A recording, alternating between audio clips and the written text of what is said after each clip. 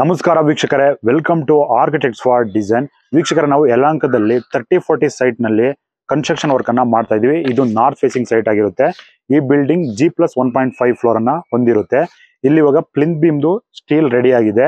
ಈ plinth beam ಅನ್ನ ಮಾಡಿ ಆದ್ಮೇಲೆ ಏನೇನೆಲ್ಲ ಅಂಶವನ್ನ ಗಮನಿಸಬೇಕಾಗುತ್ತೆ ಅನ್ನೋದನ್ನ ಈ ವಿಡಿಯೋದಲ್ಲಿ ನಿಮಗೆ ತೋರಿಸ್ತಾ ಹೋಗ್ತೀವಿ. ಬನ್ನಿ.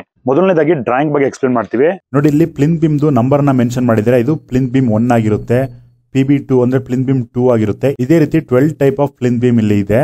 ಅಂದ್ರೆ ಒಂದೊಂದು ಪ್ಲಿಂತ್ ಬೀಮ್ದು ಕೂಡ ಸ್ಟೀಲ್ ಬೇರೆ ಇರುತ್ತೆ. ಎಕ್ಸಾಂಪಲ್ ಗೆ ನಾವಿವಾಗ ಪ್ಲಿಂತ್ ಬೀಮ್ 12 ಅಂತ ತಗೊಳ್ಳೋಣ. ಇಲ್ಲಿ 6 ಇಂಚ್ ಇಂಟು 18 ಇಂಚ್ ಅಂತ ಕೊಟ್ಟಿದ್ದಾರೆ. 6 ಇಂಚ್ ಅಂದ್ರೆ ವಿಡ್ತ್ ಆಗಿರುತ್ತೆ, 18 ಇಂಚ್ ಡೆಪ್ತ್ ಆಗಿರುತ್ತೆ. ಈ ಪ್ಲಿಂತ್ ಬೀಮ್ 12 ಸ್ಟೀಲ್ ಡೀಟೇಲ್ಸ್ ನೀವು ಇಲ್ಲಿ ನೋಡ್ತಿದ್ದೀರಾ. ಮೇಲೆ ನೋಡಿ ಟಾಪ್ ಅಲ್ಲಿ 2 ನಂಬರ್ ಆಫ್ 12 mm ಡಯಾಬಾರ್ ನ ಕೊಟ್ಟಿದ್ದಾರೆ. ಹಾಗೆ ಎಕ್ಸ್ಟ್ರಾ ಬಾರ್ ನ 12 mm 2 ನಂಬರ್ ಕೊಟ್ಟಿದ್ದಾರೆ. ಅದೇ ರೀತಿ ಇಲ್ಲಿ ಪ್ಲಿಂತ್ ಬೀಮ್ 1 ಅಂತ ಇದೆ. ಇದು ಕೂಡ 6 ಇಂಚ್ ಇಂಟು 18 ಇಂಚ್ ಇದೆ. ಇಲ್ಲಿ ನಮಗೆ ಪ್ಲಿಂತ್ ಬೀಮ್ 1 ಸ್ಟೀಲ್ ಡೀಟೇಲಿಂಗ್ ಅನ್ನ ಕೊಟ್ಟಿದ್ದಾರೆ. ಟಾಪ್ ಅಲ್ಲಿ ನೋಡಿ 3 ನಂಬರ್ ಆಫ್ 12 mm ಡಯಾಬಾರ್ ಕೊಟ್ಟಿದ್ದಾರೆ. ಹಾಗೆ extra bar 12 mm diameter 2 number of bar ಅನ್ನ ಕೊಟ್ಟಿದ್ದಾರೆ. ವೀಕ್ಷಕರು, ಇವಾಗ ಡ್ರಾಯಿಂಗ್ ಬಗ್ಗೆ ನಿಮಗೆ ಎಕ್ಸ್ಪ್ಲೈನ್ ಮಾಡಿದ್ವಿ. ಈಗ ಸೈಟ್ ಅಲ್ಲಿ ನಮಗೆ 12 ತರದ್ದು ಪ್ಲಿಂತ್ ಬೀಮ್ ಇದೆ ಇಲ್ಲಿ. ಸೊ ನಾವು ಒಂದು 2 ಅಥವಾ 3 ಬೀಮ್ದು ಇವಾಗ ಇಲ್ಲಿ ಆಲ್ರೆಡಿ ವರ್ಕ್ ಆಗಿದೆ. ಅವರು ಕೂಡ ಡ್ರಾಯಿಂಗ್ ಅನ್ನ ನೋಡ್ಕೊಂಡೆ ವರ್ಕ್ ಅನ್ನ ಕಂಪ್ಲೀಟ್ ಮಾಡಿದ್ದಾರೆ. ನಾವಿವಾಗ ಅವ್ರು ಮಾಡಿರ್ತಕ್ಕಂಥದ್ದು ಕರೆಕ್ಟ್ ಇದೆಯಲ್ಲ ಅಂದ್ಬಿಟ್ಟು ಒಂದು 2 ಬೀಮ್ ಅನ್ನ ನಿಮಗೆ ಚೆಕ್ ಮಾಡಿ ತೋರಿಸ್ತೀವಿ. ಹಾಗೇನೆ ಈ ಬಿಲ್ಡಿಂಗ್ ಎಲಿವೇಶನ್ ಅನ್ನು ಕೂಡ ನಾವು ರೈಟ್ ಸೈಡ್ ಅಲ್ಲಿ ತೋರಿಸ್ತಾ ಇದೀವಿ. ಇಲ್ಲಿ ಏನ್ ಎಲಿವೇಶನ್ ಅನ್ನ ಕೊಟ್ಟಿದೀವಿ, ಇದೇ ರೀತಿ ಕನ್ಸ್ಟ್ರಕ್ಷನ್ ವರ್ಕ್ ಕೂಡ ನಡೀತಾ ಇದೆ. ನೋಡಿ ವೀಕ್ಷಕರೇ, ಈಗ ಪ್ಲಿಂತ್ ಬೀಮ್ ಅನ್ನ ಏನ್ ತೋರಿಸ್ತಾ ಇದೀವಿ ಇಲ್ಲಿ, ಇದು ಪ್ಲಿಂತ್ ಬೀಮ್ 12 ಆಗಿರುತ್ತೆ. ಈ 12 ನಾವು ಇವಾಗ ಆಲ್ರೆಡಿ ಡ್ರಾಯಿಂಗ್ ಅಲ್ಲಿ ಎಕ್ಸ್ಪ್ಲೈನ್ ಮಾಡಿದೀವಿ. ಇಲ್ಲಿ ಟಾಪ್ ಅಲ್ಲಿ 12 mm ಡಯಾಬಾರ್ ಬಾರ್ ಅನ್ನ ಕೊಟ್ಟಿದ್ದಾರೆ. ಮತ್ತೆ ಎಕ್ಸ್ಟ್ರಾ ಬಾರ್ ಅನ್ನು ಕೂಡ 12 mm ಡಯಾಬಾರ್ ಬಾರ್ ಅನ್ನ ಕೊಟ್ಟಿದ್ದಾರೆ. ಇಲ್ಲಿ ನೀವು ನೋಡಬಹುದು ಎಕ್ಸ್ಟ್ರಾ ಬಾರ್ ಅನ್ನ ಎಷ್ಟು ಲೆಂತ್ ಕೊಡ್ಬೇಕು ಅಂತ ಕೊಟ್ಟಿದ್ರು.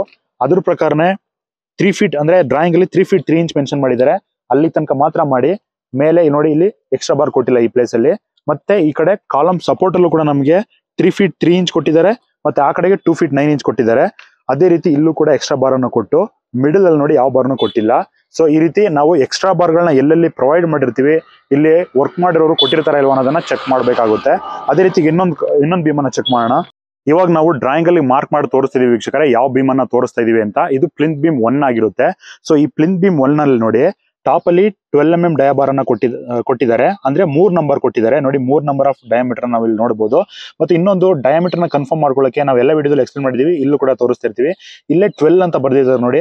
ಅದನ್ನ ನೋಡಿದ್ರೆ ಕೆಲವೊಬ್ಬರಿಗೆ ಇದು ಗೊತ್ತಾಗಲ್ಲ 12 mm ಹೇಗೆ ಫೈಂಡ್ ಔಟ್ ಮಾಡೋದು ಅಂತ. ನೋಡಿ ಇಲ್ಲಿ 12 ಕಾಣಿಸ್ತಾ ಇದೆಯಲ್ಲ, ಇದನ್ನ ನೋಡಿ ನಾವು ಕನ್ಫರ್ಮ್ ಮಾಡ್ಕೋಬಹುದು 12 mm ನ ಯೂಸ್ ಮಾಡಿದ್ದಾರೆ ಅಂತ.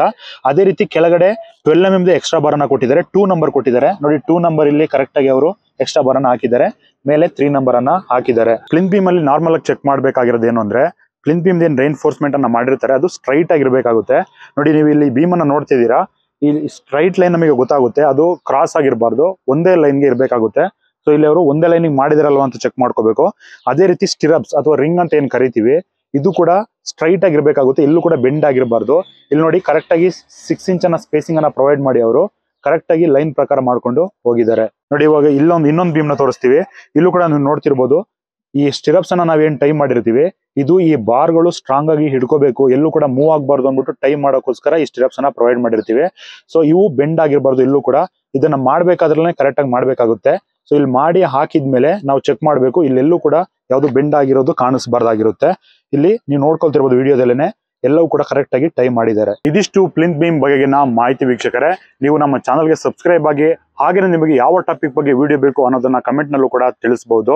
ಡಿಸೈನ್ ಪ್ಲಸ್ ಕನ್ಸ್ಟ್ರಕ್ಷನ್ ಅನ್ನ ಮೈಸೂರು ಅಥವಾ ಬೆಂಗಳೂರಿನಲ್ಲಿ ಮಾಡಿಸ್ಬೇಕು ಅಂತ ಹೇಳಿದ್ರೆ ಇಲ್ಲಿ ಕಾಣ್ತಾ ಇರ್ತಕ್ಕಂಥ ನಂಬರ್ಗೆ ಕಾಂಟ್ಯಾಕ್ಟ್ ಅನ್ನ ಮಾಡಿ ಅಂತ ಹೇಳ್ತಾ ಮುಂದಿನ ವಿಡಿಯೋದಲ್ಲಿ ಮತ್ತೆ ಸಿಗೋಣ.